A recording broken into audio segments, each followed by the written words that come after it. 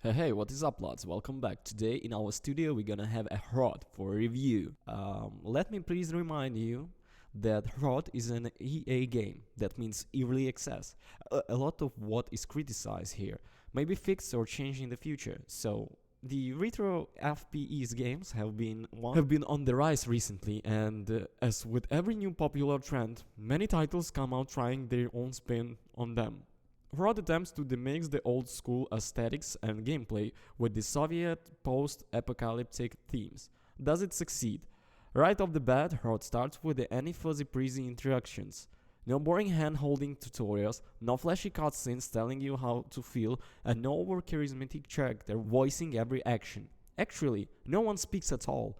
You'll have to discover the mechanics of the world by playing, exploring, and experimenting with it, which makes the experience all that more immersive. I'm running from a giant gas mask wearing horse that leaps over the small buildings, only to round a corner and be ambushed by giant statued heads that fire bullets at me. The statued heads bleeds when I shoot them. Mere minutes later, shrunken the humanoids hold me through the sewers, blasting shotguns at any sign of movement.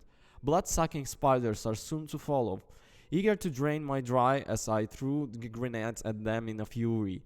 And I'm having a blast every second. This is HROT, a one-man developed game in a custom game engine that lovingly recapitulates the flow of the Half-Life and the over nature of Metro 2033 and the tight level of design Quake. You play as a lone Czech soldier trying to protect your homeland as it invaded by technological monsters.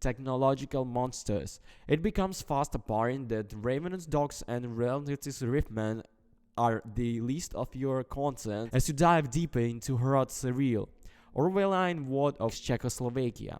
HROT captures a perfectly depressing air, everything saturated in a hues of brown and pale, sticky white. The smoke overhead blows out of the sun, and your opponents are just as sickly whizzing, hissing, and grumbling as they menace you.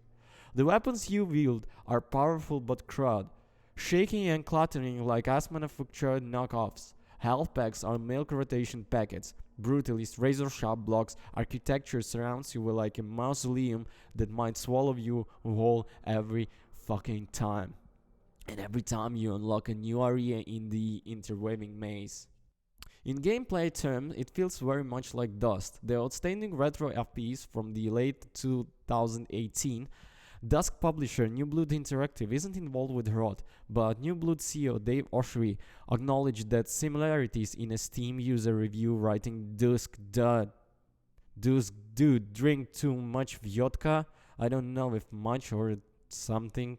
An attempt at regionally approach accent, but I'm living in the case. He also described in separate messages that essentially Slav Dusk, which is funny.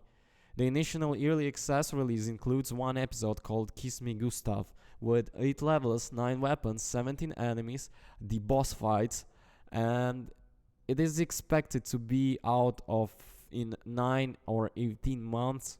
I mean, the release of the full version. If you'd like to check it without commitment, and having given a spin myself, I definitely recommend it. There is also a single level demo you can try it for free. HROT's tight controls and clear visuals also lead to some great peace break moments. Sometimes to proceed you have to explore or solve a basic puzzle, and it takes seconds without any overt HUD display information you to press F to do something. You just naturally poke around regardless, discovering secrets, platforming vantage points previously unavailable, with organic world built in the environment art. In 20 minutes, HROT's demo displays a cohesive vision, not just in a gameplay, but in every single facet. It most certainly will not be everyone's favorite. Anyone expecting more cinematic or modernized experience will dub this, be thrown off by quickly you die and how little overt context is thrown at you. In my opinion, that's exactly fantastic. Creating something meaningful often means narrowing your focus, and HROT has to a T. There is no attempt at the over 90s mechanism or over to the top area shooter elements. HROT isn't simply trying to make Quake badass, it's a Cold War dystopian FPS with a horrific atmosphere to spare and a fistful of frags. HROT knows what it wants to be, present that without any ego or self-doubt, and nails it. I look forward to playing the final release. Thank you guys so much for watching. Don't you guys forget to comment and subscribe. I leave the links in the description on the release of the early access and the demo. Just hit that link, download and try it. I recommend this game to play. Thank you for watching. Don't forget to comment and subscribe. Also, remember about the bells. Thank you. Bye. Peace.